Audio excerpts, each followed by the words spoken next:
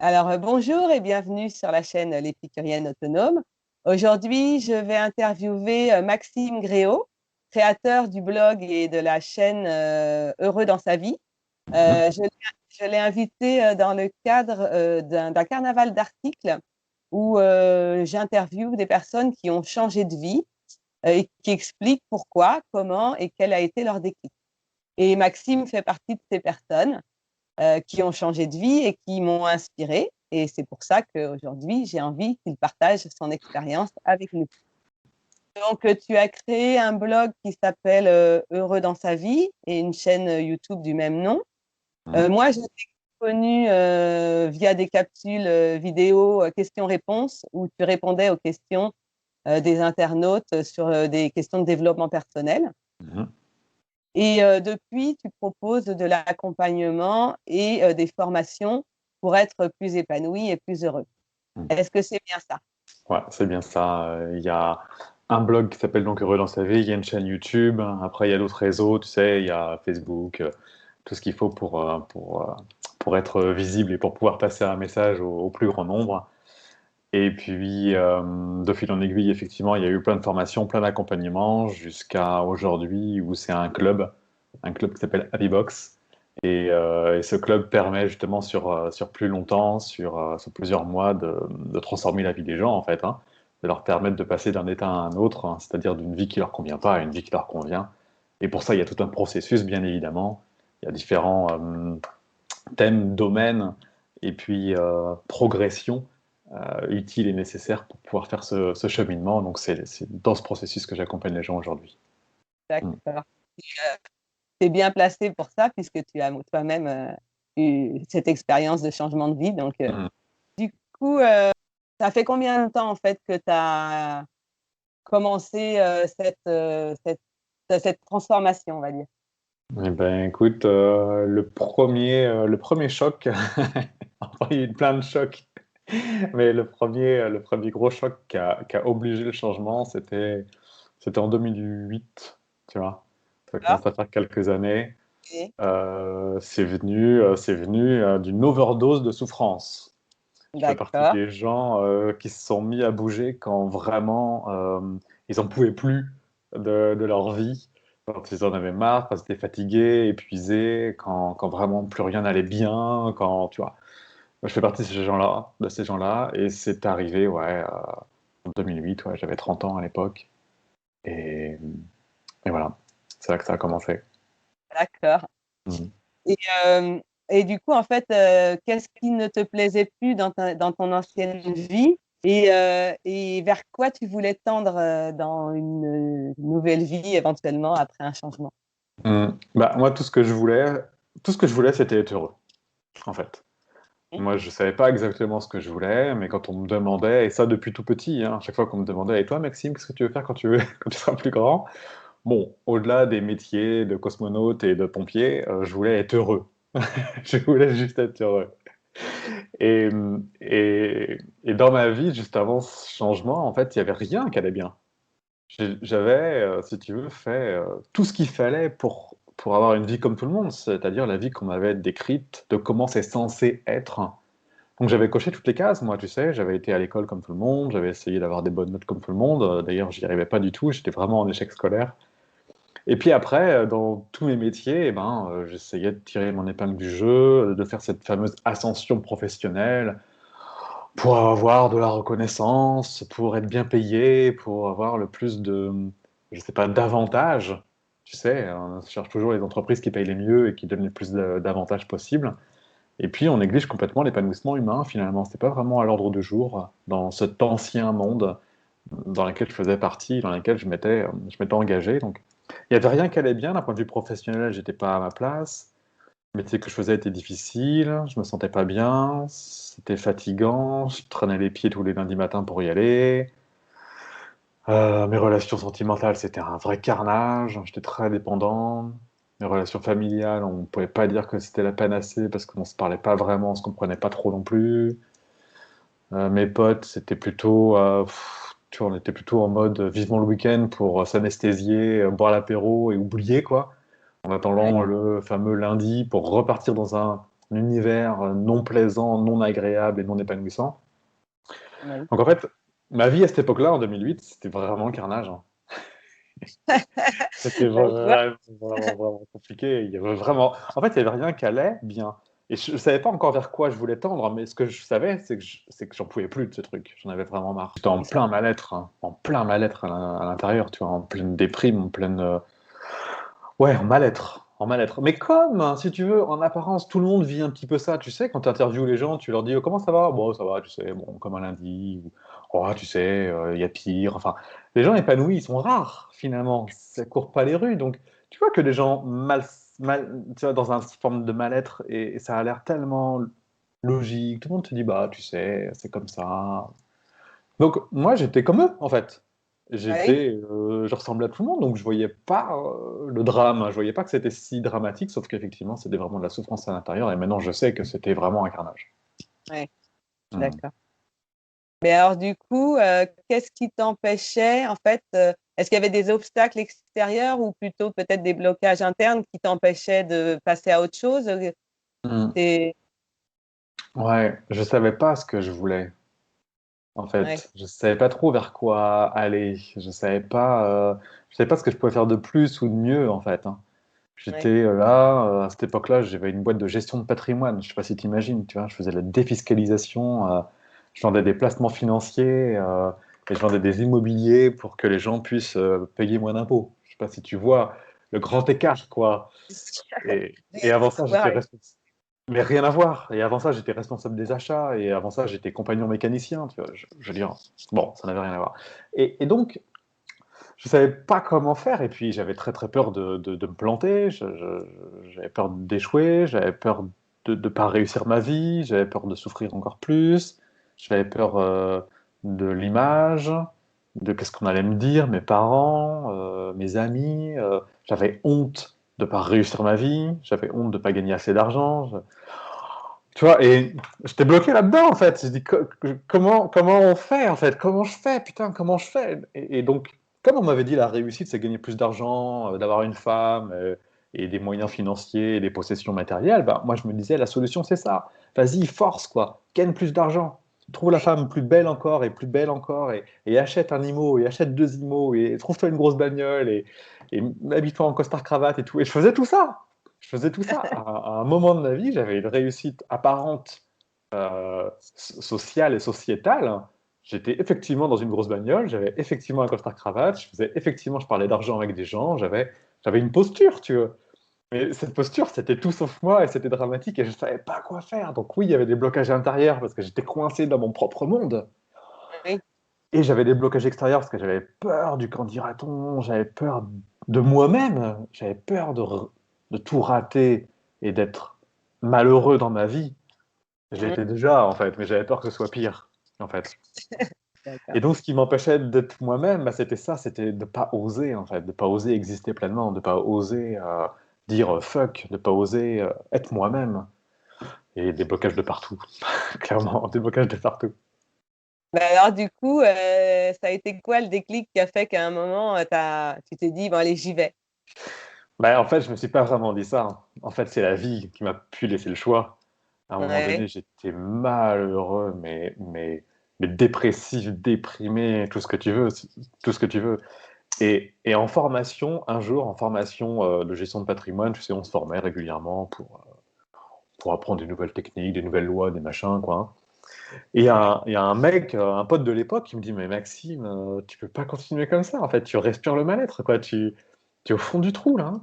Et ce jour-là, ce gars me dit, tiens, je te donne, il m'a tendu une carte, il m'a dit, je te donne le numéro de mon coach, c'est mon OK. coach, moi et ma compagne, appelle-le, parce que tu en as besoin. Et j'ai dit, bah, j'ai dit, ok, pourquoi pas, enfin, pour moi, à cette époque-là, les gens qui se faisaient accompagner, c'était des gens qui avaient un problème. Et moi, je n'estimais pas avoir un problème. Du haut de mon ego et du haut de ma fierté et du haut de ma résistance et du haut de mon contrôle, moi, je voulais pas faire partie de ces gens qui avaient besoin de se faire accompagner, qui avaient besoin d'aide. Oh, la honte d'avoir besoin d'aide, tu vois. Ouais. Et ce jour-là, j'étais tellement mal et tellement pas bien, et j'avais déjà tout essayé pour aller mieux, et j'avais rien trouvé.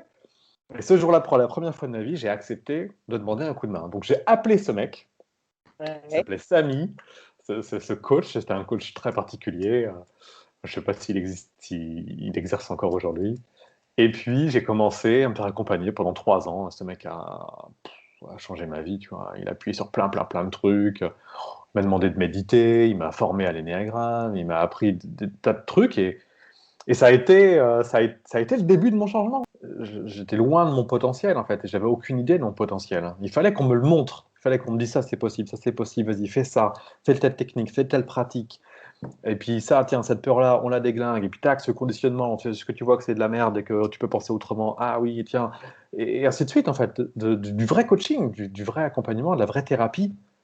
Et voilà, petit à petit, les résultats ont été rapides finalement, hein. Ouais, en quelques années, j'ai changé radicalement de vision du monde.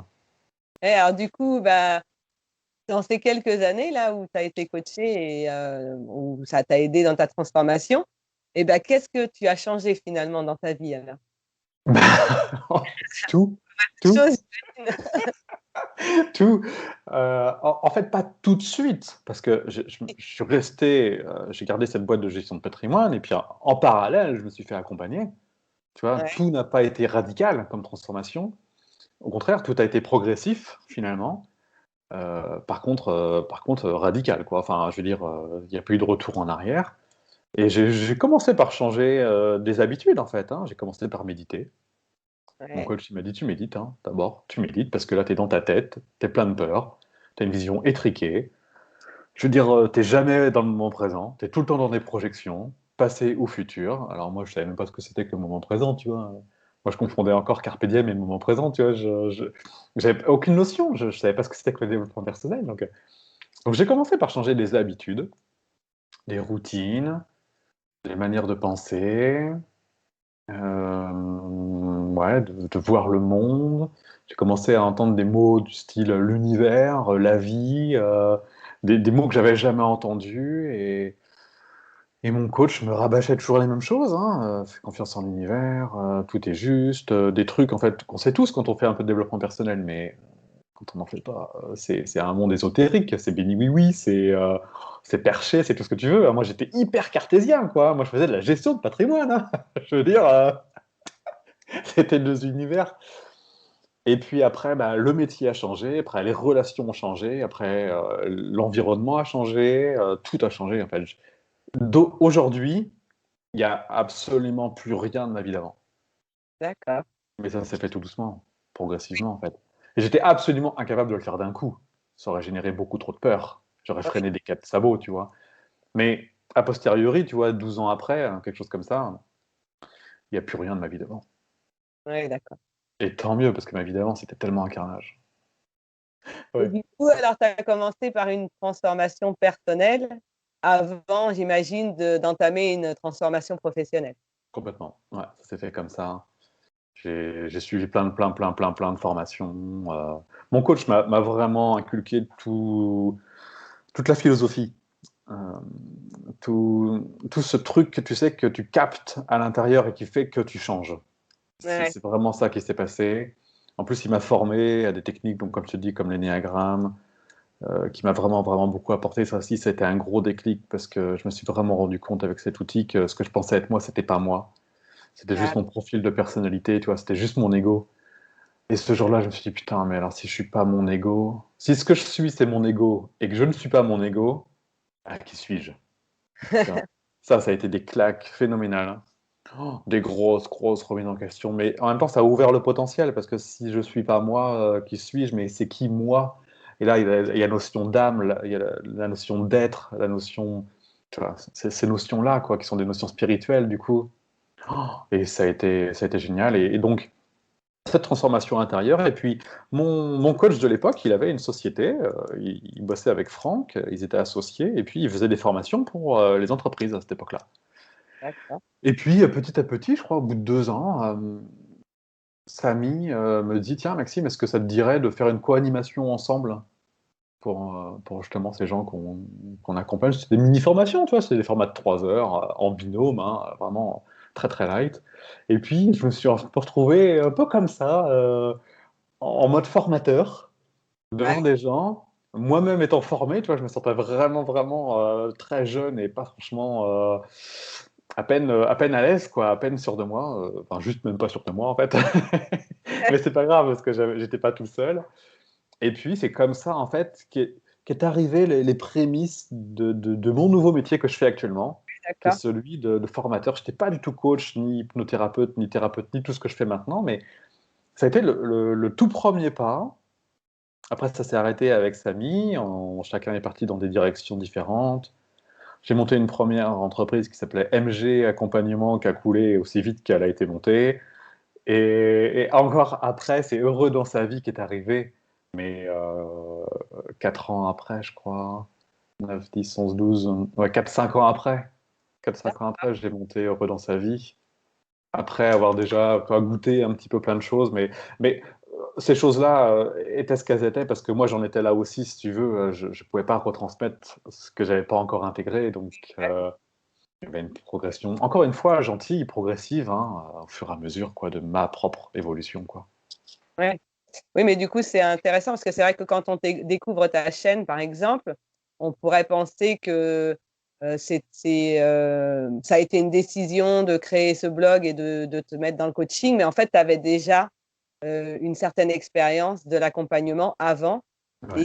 et quelque part, c'est venu à toi plus que toi qui est allé vers le coaching finalement. Complètement, complètement. Moi, c'est la vie qui m'a guidé, hein. Alors, soit par des grandes claques dans ma tronche, ou soit par des évidences. Mais effectivement, c'est venu à moi. Maintenant, je le sais, c'est ma mission d'incarnation. Après, j'ai fait plein de choses qui ont validé que j'étais à ma place et que j'utilisais mes forces et mes talents pour faire ce que je fais. Et que c'est pour ça que c'est facile, c'est fluide et que ça se passe bien. Mais Mm. effectivement, c'est plutôt une succession d'événements voilà, qui sont venus à moi gentiment au fur et à mesure. Et j'avais déjà commencé, euh, commencé avant, ouais, ouais, ouais. Ouais, Ça a par de la su- formation et puis de l'accompagnement. En fait, l'accompagnement, c'est exactement comme ça que ça s'est fait. C'est heureux dans sa vie, c'est venu parce que un jour, je me suis dit, purée, mais je fais des formations avec des gens, c'est cool, mais en fait, j'impacte quoi, 10, 20 personnes dans une salle de formation, une fois tous les 15 jours, une fois tous les mois. Et je me suis dit, mais je me disais, mais quel dommage, j'aimerais tant communiquer davantage. Ouais, Et c'est là où je me suis dit, bah, il faudrait Internet, en fait, c'est con. Aujourd'hui, ça paraît évident, je veux dire, Internet, ça fait partie du monde, mais moi, je fais partie d'un monde où il n'y avait pas Internet. Moi, j'ai connu le début d'Internet avec AOL et les machins comme ça, où il n'y avait pas encore le Wi-Fi, tu vois. Et pour moi, c'était pas forcément une évidence. Et, et donc, j'ai commencé comme ça. Et puis, un jour, en parlant encore à une autre personne, qui s'appelle Lorenzo, cette fois-ci. Il me dit, mais Maxime, il faut créer un blog, tu as plein de choses à communiquer, crée un blog et parle sur ce blog, tu vas impacter plus de gens. Voilà. Et c'est là que j'ai créé Heureux dans sa vie, sous forme non pas d'un site, mais en forme d'un blog, pour pouvoir partager des articles, des méditations, des hypnoses, des réponses aux questions que toi tu as connues. Voilà, tu vois, et tout ça s'est fait au fur et à mesure, en fait. et après, oui, puis finalement, ça a pris de l'ampleur et Voilà, hein. puis les Voilà. choses se sont faites de petit à petit, quoi. Ouais, c'est ça, c'est ça. Ça parle aux gens, les gens partagent. Le blog, c'est l'esprit communautaire, hein, en fait. Et alors, du coup, aujourd'hui, à quoi ressemble ta vie? En gros, j'imagine que là, de gérer ton blog, tes formations, etc., c'est un rythme de vie qui est peut-être complètement différent et un style de vie qui est différent, qui t'ouvre plein d'opportunités aussi. Mm, mm, mm. Ben, ça n'a rien à voir, en tout cas, c'est certain. Bon, je suis indépendant, déjà. Ça n'a pas toujours été le cas, parce que Heureux dans sa vie, encore une fois, ça a été progressif, donc j'ai eu besoin d'avoir une double activité dans un premier temps. Et Mhm. puis, il y a eu des hauts et des bas, hein, parce que, en fait, parler de soi ou transmettre, c'est pas pour autant qu'on gagne sa vie avec. Donc, il a fallu aussi apprendre à gagner de l'argent avec une passion. Donc, monétiser une vocation professionnelle, et ça, c'est encore un autre métier.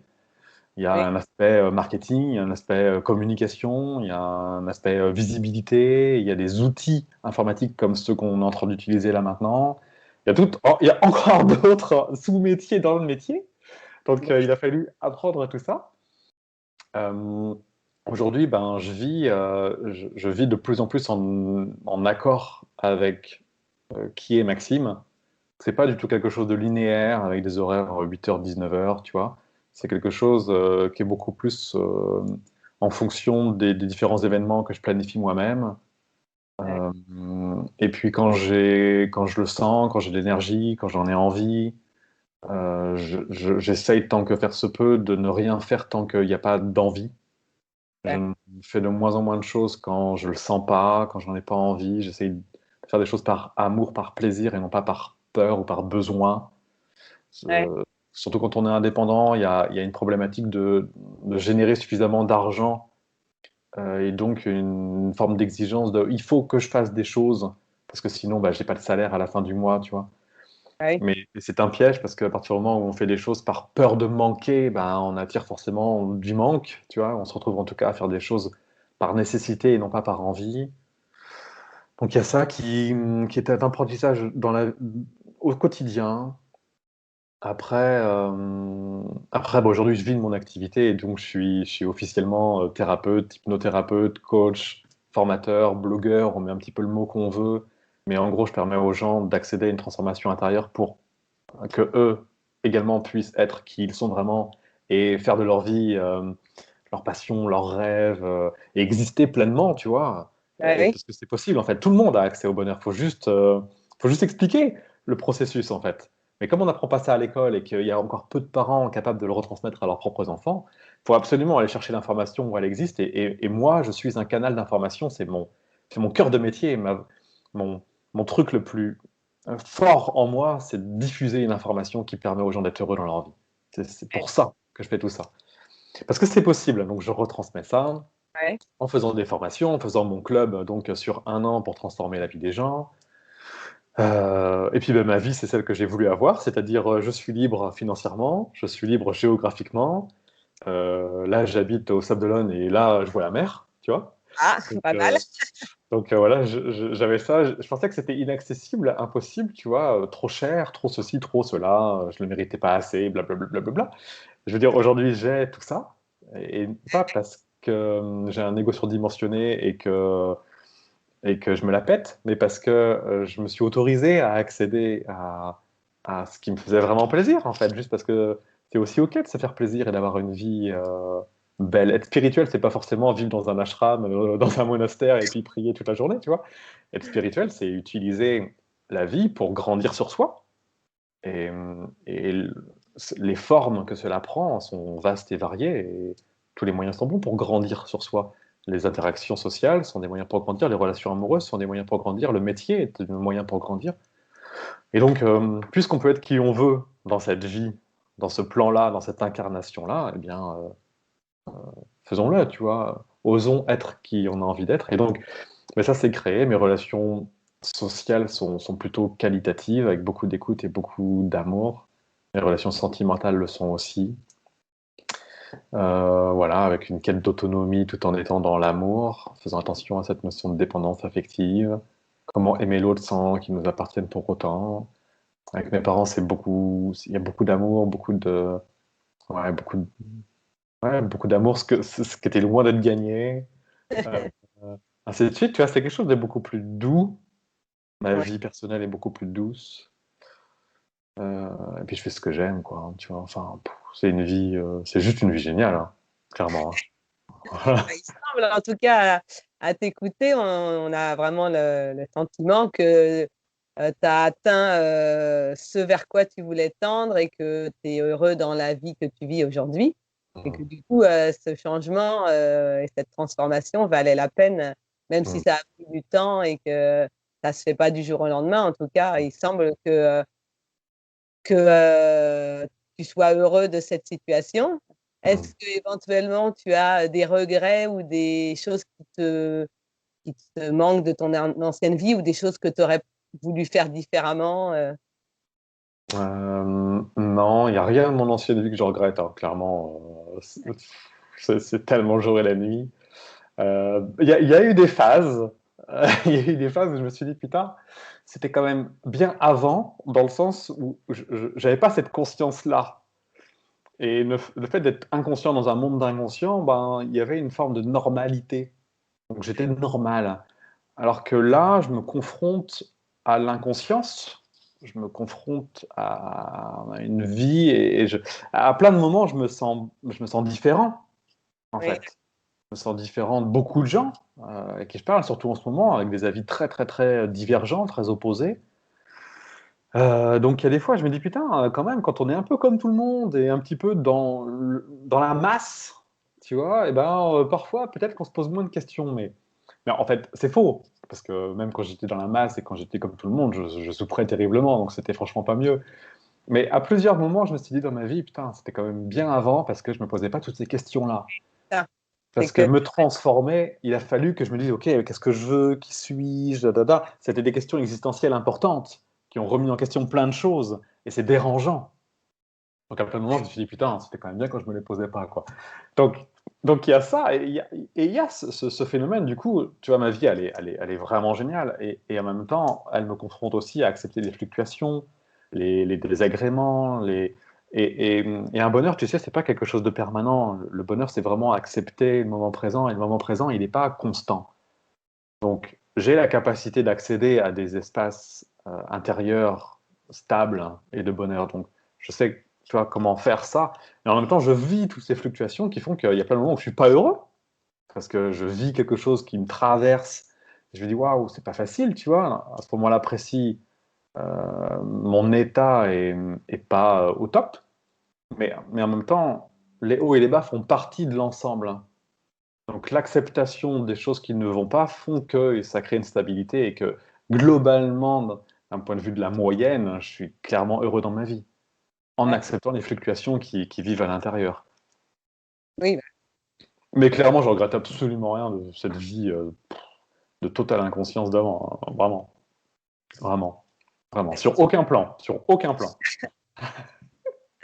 du coup, est-ce que tu conseillerais aux gens de vivre leurs rêves, d'essayer de vivre une vie alignée avec leurs valeurs, quelles que soient les difficultés qu'il faut traverser pour ça, hein? Tellement, tellement, Ouais. tellement. Il n'y a rien de plus précieux que d'exister pleinement. Il n'y a rien de plus précieux que de s'honorer, il n'y a rien de plus précieux que d'exister selon ses propres lois, ses propres règles. Il n'y a rien de plus précieux que de faire ce pourquoi on est fait, d'honorer sa mission d'incarnation, d'être celui qu'on a envie d'être, de s'autoriser à, ouais, à s'exprimer, à vivre, quoi, hein. Je veux dire, la majorité des gens s'interdisent, hein, sous prétexte que, un peu comme moi, hein, je veux dire, je les comprends très bien, hein, mais je comprends aussi très bien que c'est une grosse bêtise. Et donc, oui, oui, oui, oui, oui. Et pour ça, il faut se faire accompagner, il n'y a pas à tortiller. Un cheminement pareil, aussi profond que cela implique, ça ne se fait pas tout seul. Tout seul, on ne peut que tourner en rond, en fait, ça n'existe pas. Je veux dire, il n'y a aucun sportif qui est devenu champion du monde tout seul. Il n'y a aucun coach de renom qui s'en est sorti tout seul. Il n'y a aucune personne. Je connais personne qui ait atteint, admettons, l'éveil ou ne serait-ce que la réalisation de soi ou ne serait-ce que l'épanouissement sans un coup de main. Je veux dire, c'est de l'orgueil, c'est de la prétention. Et je comprends. Encore une fois, j'étais le premier à être orgueilleux, prétentieux et à ne pas vouloir me faire accompagner. J'entends très bien. Hum, mais ce truc s'arrête par la souffrance. À un moment donné, de toute façon, on finit par souffrir d'une vie dans laquelle on n'est pas à l'aise. Donc, s'il y avait un truc à changer dans ma transformation, ce serait d'avoir accédé à cette aide plus tôt. Parce qu'en fait, j'ai perdu tellement d'années là à vouloir résister dans un monde qui n'était pas le mien. Enfin, pas le mien dans le sens, j'étais pas à ma place. Ce monde est le mien, bien sûr, puisque je suis Oui, là, c'est que tout est juste. Mais moi, j'étais pas moi. Ça, c'est certain.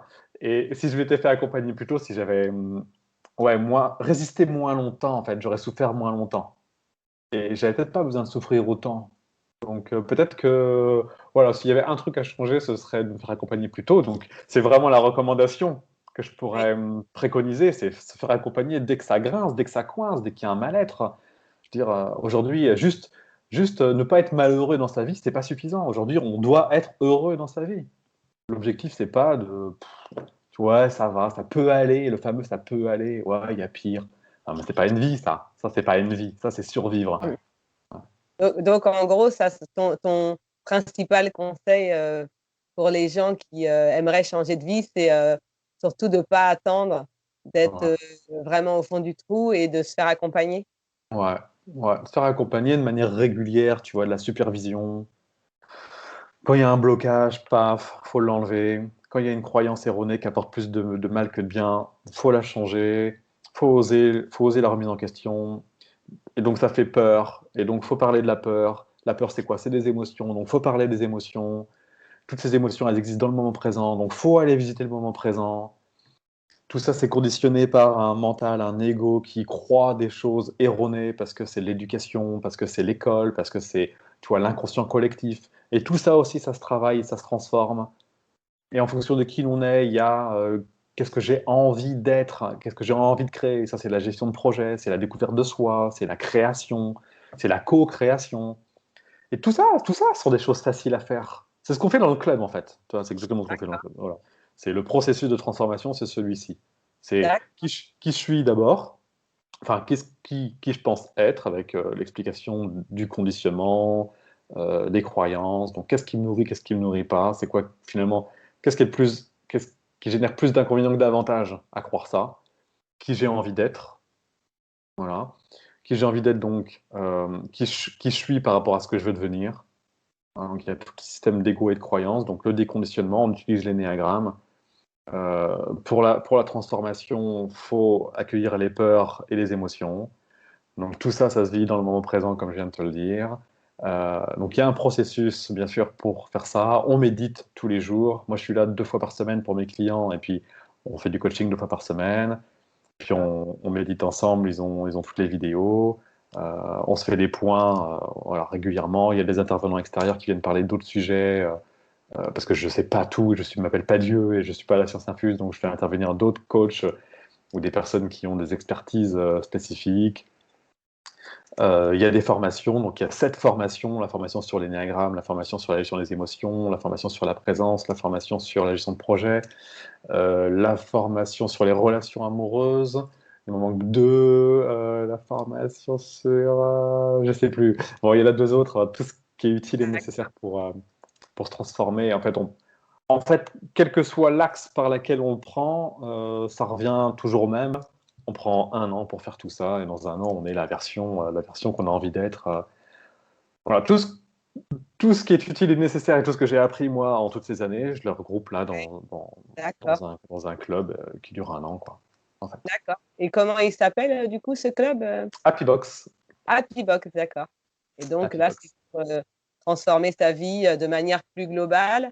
Et Mhm. après, tu as des formations plus courtes peut-être sur lesquelles c'est plus par thématique. Ouais, on peut prendre voilà, des formations effectivement à l'unité, à droite, à gauche, sur des sujets. Mais ce que je recommande, c'est pas ça, parce que ça, c'est plus de la consommation. Oui, Ce que je préfère, c'est vraiment une transformation. voilà, global. Ouais, je trouve que c'est plus pertinent. Et de toute façon, toutes les formations sont dans la box. Donc, à partir du moment où tu es dans D'accord. la box, tu as accès à tout et tu vas Bah, à en ton tout cas, rythme. il semble que pour les personnes éventuellement qui suivent cette vidéo et qui sont plutôt du coup intéressées par la question de changer de vie, Mm, ça serait plutôt du coup le club Happy Box qui mm, conviendrait, puisque là du coup c'est une transformation sur plein de mm. plans et c'est un accompagnement à long terme. Ouais, l'objectif, c'est la transformation. L'objectif, c'est l'éveil. L'objectif, c'est la réalisation de soi. Et Ouais. du coup, alors si on a envie de participer à ce club, à cette formation pour éventuellement changer de vie et se donner les moyens d'avancer, etc., comment on s'y prend? Où est-ce qu'on trouve l'information? Sur heureuxdansavie.com, le site. D'accord, Donc, c'est heureux-dans-sa-vie.com. d'accord. Heureuxdansavie.com. Et puis là, dans les menus, il y a le club. Bah, écoute, ce que je ferai, c'est que tu me donneras éventuellement les liens vers Mm, bah, ton site et puis les différentes formations que tu proposes et je les mettrai en description de la vidéo d'accord. et sur mon article aussi, Mm. de mon carnaval d'articles. Comme ça, si les gens les cherchent, eh bien, ils pourront les trouver assez facilement. Super, génial, bah, merci. Ouais, c'est cool. Bah, c'est moi qui te remercie en tout cas parce que bah, je pense que ton changement de vie peut inspirer pas mal de gens qui peut-être sont aussi en mal-être et qui sentent qu'il y a quelque chose à transformer dans leur vie qui leur convient pas et qui ont envie d'avancer. Et puis si après, éventuellement, ils souhaitent un accompagnement, bah, peuvent faire appel à toi. Et puis, D'accord. voilà, je mettrai tous les liens, en fait, sous la vidéo pour les gens intéressés. Mhm. Je remercie les internautes qui ont suivi la vidéo jusqu'à la fin. Voilà, si vous voulez me suivre ou suivre les prochaines vidéos sur d'autres changements de vie de personnes inspirantes, eh bien, ça sera sur la chaîne YouTube L'Épicurienne Autonome ou sur mon blog du même nom. Je mettrai aussi les liens sous la vidéo. Et je vous dis à tous à très bientôt. Maxime aussi, à bientôt pour tes futurs projets. Au Merci revoir. Stéphanie.